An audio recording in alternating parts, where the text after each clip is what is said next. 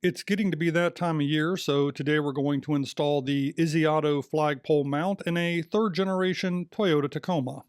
This is a simple install and this is everything in the kit. This thing is a heavy-duty rock-solid flagpole mount, 3 spot welds on top, excellent weld around the top part of the bracket, and equally solid weld at the bottom. The steel is powder-coated and the fit and finish are superb. We're going to mount this thing in the track right here. You just need to remove the end cap from the track. You'll need the bolts and the brackets, and blue Loctite each time, every time, to prevent the bracket from rattling loose.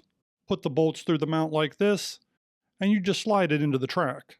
Position it where you want it, and tighten down the bolts nice and snug.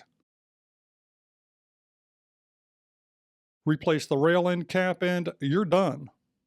For a flagpole, I use a 3/4 inch PVC pipe. Slide it into the mount and tighten the retaining bolts. You can see how clean that looks.